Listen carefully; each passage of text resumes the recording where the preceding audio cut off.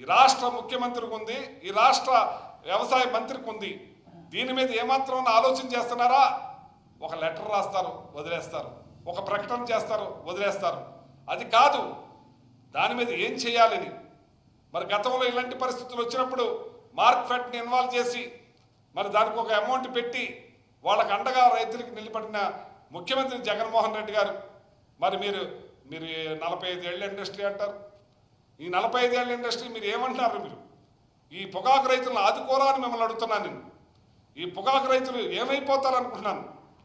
ఎకరానికి 1,50,000 రూపాయలు పెట్టి ఇవాళ పెట్టుబడి వస్తే చాలా అనుకునే పరిస్థితిలో రైతాంగం వెళ్ళిపోయారంటే ఈ శ్రీమాన్ కంపెనీ ఏమన్నా వాళ్ళు మరి మీ వేయండి, మేము కొంటాము, కొనిపిస్తామని చెప్పి కంపెనీలందరూ కూడా చెప్తే ఆ కంపెనీ వాళ్ళతో మీరు ఏమన్నా ఇప్పటివరకు మీటింగ్ పెట్టారా అని అడుగుతున్నాను నేను. ఆ కంపెనీ వాళ్ళని పిలవాలి, మాట్లాడాలి, రైతులకు అండగా నిలబడి ఈ పొగాకును కొనే బాధ్యత మీరని చెప్పి ఎందుకు మీరు మాట్లాడరని అడుగుతున్నాను. ఎందుకు మీటింగ్ పెట్టరని అడుగుతున్నాను నేను. ఇవాళ ఏమైపోతున్నారు? పొగాకు రైతులందరూ కూడా ఆత్మహత్య చేసుకునే పరిస్థితికి వచ్చారు. ఇప్పుడు కూడా మీరు బాధ్యత తీసుకోరా అని చెప్పి నేను అడుగుతున్నాను. ఇవాళ పొగాకు రైతులు నాణ్యత లేదంటారు. ఫస్ట్ స్టాక్ తీశారు, అది కొన్నారు, 8,000 10,000 కొని తర్వాత దానికి వాళ్ళ ఖర్చుల కింద, నారు ఖర్చు కింద, పట్టాల కింద, అట్ల కింద మొత్తం జమేసేసుకున్నారు.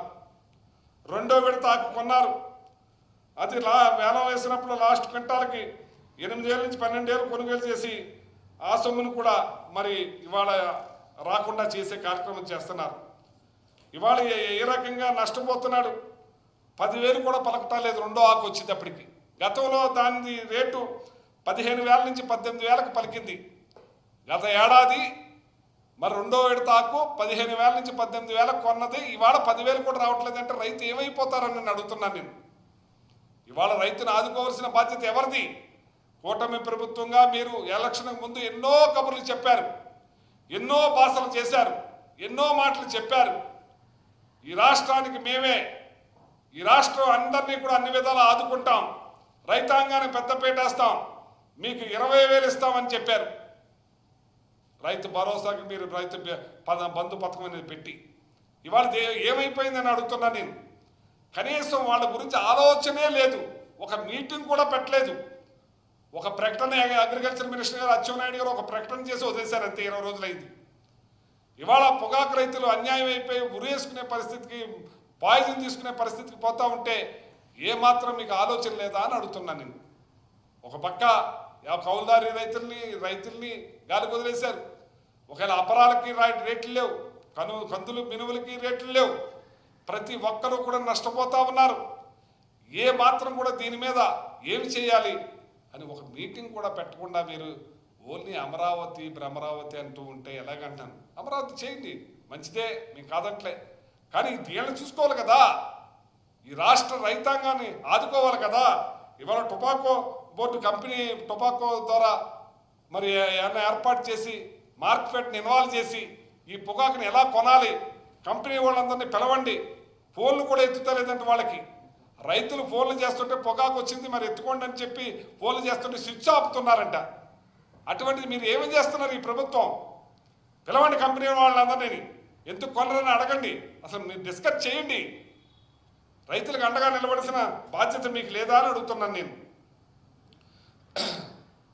బార్లీ పొగాకు కోసం కొనేందుకు ఎవ్వరూ ముందుకు రాకపోవడంతో మరి ఎంత బాధపడుతున్నారో మేము ఈ రోజున చెప్తున్నాం. పొగాకు రైతులకి వైఎస్ఆర్ పార్టీ జగన్మోహన్ రెడ్డి గారు, మా కార్యకర్తలు, మేము నాయకులు అండగా ఉంటాం. వాళ్ళ తరపున మేము పోరాటం కూడా చేస్తాం, వాళ్ళకి బాసటగా నిలుస్తామని చెప్పి సందర్భంగా తెలియజేస్తున్నాను. ఎట్టి పరిస్థితుల్లోనూ కూడా మీరు టొబాకో మీద మీటింగ్ పెట్టండి, ఆ కంపెనీ వాళ్ళందరినీ పిలవండి, వాళ్ళకి గిట్టుబాటు ధర కల్పించండి.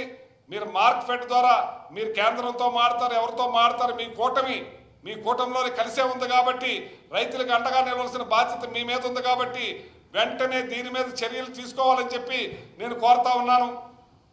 ఈ పొగాకు రైతులందరినీ కూడా ఆదుకోవాలి, వాళ్ళ ప్రాణాలకు రక్షణగా మీరు ఇవ్వాలి, వాళ్ళని ఆదుకోవాల్సిన బాధ్యత మీ మీద ఉంది. ఈ రాష్ట్ర ప్రభుత్వం కూటమి కలిసి ఉన్నారు కాబట్టి మేమా అప్పుడు సింగిల్గా ఉన్నాం. ప్రతిదానికి ఢిల్లీ వెళ్ళి మాట్లాడాల్సిన పని ఉంటుంది. మీ కూటమితో కలిసే ఉన్నారు కదా, మీ భాగస్వాములే కదా. మీ భాగస్వాములు ప్రశ్నించాలి కదా. పవన్ కళ్యాణ్ గారు దీని మీద కూడా స్పందించాలి. మీరు ప్రశ్నిస్తారు కదా, మరి ప్రశ్నించి ఢిల్లీ వాళ్ళతో మాట్లాడుతారు, ఎవరితో మాట్లాడతారు, వీళ్ళకి ఆదుకునే పరిస్థితి తీసుకురావాలి. మీరు ఇలాంటి వాటికి మాట్లాడటం మానేస్తే రైతాంగం దెబ్బతిని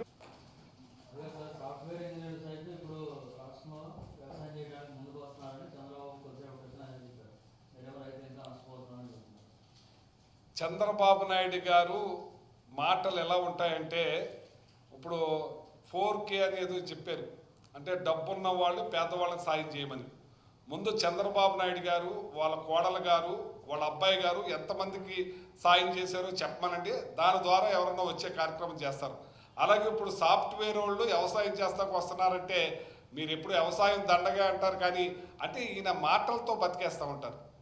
ఎలక్షన్కి ముందు ఏం చెప్పారండి, మేము బటన్ నొక్కలేరా, పడుకున్న ముసలమ్మ నొక్కుద్ది బటను, ఆయన నొక్కేదేంటి అని అన్నారు. ఇప్పుడు బటన్ నొక్కాలంటే భయం వేస్తుంది అన్నాడు. ఆయన మాటలకి చేతలకి పొంతనే ఉండవు. ఓన్లీ ఆ సినిమా చూసి ఆహనా పిల్లని సినిమాలో కోడిని ఏలాగట్టి ఉత్తన్నం తినేస్తూ ఉంటారు. అలాగా ఆయన వెళ్ళి న్యాయ బ్రాహ్మణు షాప్లో కూర్చుని ఓ ఫోటో దిగుతారు. అంటే రాష్ట్రంలో ఉన్న న్యాయ బ్రాహ్మణులందరికీ కూడా మేలు జరిగిపోయినట్టు అనుకోవాలి మనం.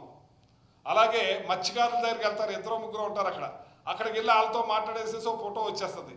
ఆ మత్స్యకారులు రాష్ట్రంలో ఉన్న వాళ్ళందరికీ మేలు జరిగిపోయింది అనుకోవాలి మనం. అలాగే బిల్డింగ్ మెటీరియల్ కాంట్రాక్టుల దగ్గరికి వెళ్తారు, లేబర్ దగ్గరికి, వాళ్ళ దగ్గరికి వెళ్ళి ఒక బొచ్చు ఎత్తుకుంటారు ఆయన, అది ఇంకా వాళ్ళందరికీ మేలు జరిగిపోయింది అనుకోవాలి. ఆ రకంగా మబ్బు పెట్టి మాయ చేసి ఈ రాష్ట్ర ప్రజల్ని వంచిన ముఖ్యమంత్రి ఎవరంటే చంద్రబాబు నాయుడు గారు.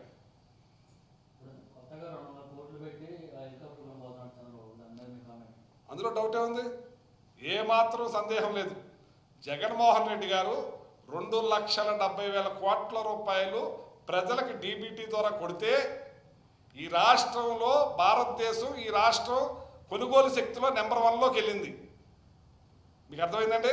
రూపాయి జాగ్రత్త చేసి ప్రజలకి డీబీటీ ద్వారా జనానికి డబ్బు కొడితే కొనుగోలు శక్తి పెరిగి భారతదేశంలో నెంబర్ 1లో ఉన్నాం. వ్యాపారస్తులు బాగున్నారు, బిల్డింగ్ సైట్లు అమ్ముకునే వాళ్ళు బాగున్నారు, వ్యాపారస్తులు అందరూ కూడా బాగుండి రాష్ట్రం కూడా జిఎస్టీలో నెంబర్ 1గా ఉండి రాష్ట్రం కూడా బాగుంది. ఇవాళ భారతదేశంలో 3-4 పాయింట్ డౌన్లో ఉంది జిఎస్టీ ఇప్పుడు. అర్థమైందండి? అంచేత ఆయన ఎప్పుడు కూడా జిఎస్టీ ఇంకా పడిపోయేటట్టు, రాష్ట్రం అప్పుల పాలు అయిపోయేటట్టు ఆయన హెలికాప్టర్లు కొంటారు, ఇంకేదన్నా కూడా కొనడానికి కూడా సందేహం లేదు. ఎంచేతంటే జగన్మోహన్ రెడ్డి గారు అప్పుడు ఒక స్పెషల్ ఫ్లైట్ ఆయన ఒక్కడే వాడేవారు, ఆయన హెలికాప్టర్లు తిరిగేవారు. ఇవాళ పవన్ కళ్యాణ్ గారి స్పెషల్ ఫ్లైటు, హెలికాప్టరు, వాళ్ళ అబ్బాయి మన లోకేష్ గారు హెలికాప్టరు, స్పెషల్ ఫ్లైటు, తండ్రి హెలికాప్టరు, స్పెషల్ ఫ్లైటు. మరి ఇప్పుడు ఏమైపోయిందండి? ఇవాళ సంవత్సరం తిరగకుండానే 1,70,000 కోట్లు అప్పు చేసేసారు ఈ రాష్ట్రం. మరి శ్రీలంక కన్నా పేద దేశం ఏదో ఉందో చూడండి, ఆ దేశాన్ని పేరు చెప్పాలి ఇప్పుడు మనం.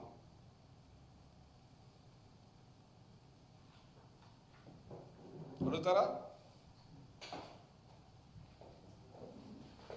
ఓకే.